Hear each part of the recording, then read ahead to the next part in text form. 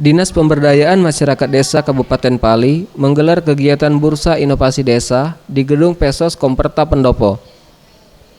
Kegiatan ini diikuti oleh 65 desa yang diwakili kepala dan perangkat desa dan dibuka oleh Sekretaris Daerah Pali Robi Kurniawan, turut dihadiri Yusnin, Kepala Dinas Pemberdayaan Masyarakat dan Desa Provinsi Sumatera Selatan. Yusnin menjelaskan, di tahun 2017, dana desa di Sumatera Selatan 2017 sebesar 2,2 triliun rupiah dan di tahun 2018 mencapai 2,3 triliun rupiah.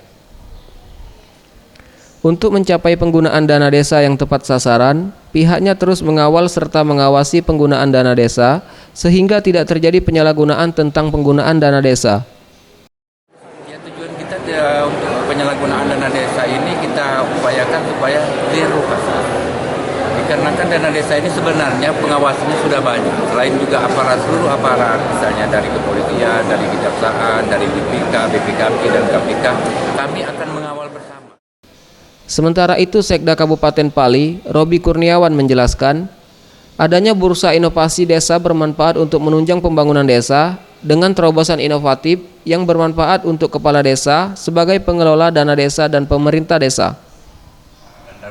Kegiatan yang memberikan referensi, memberikan masukan pengetahuan kepada para kepala desa selaku pengelola dana desa supaya ke depan bisa melaksanakan program dan kegiatan yang inovatif. Selain DPMD, mengawal dan mengawasi penggunaan dana desa juga dilakukan beberapa pihak, namun Sekda juga meminta agar adanya peran serta masyarakat aktif mengawasi dana desa.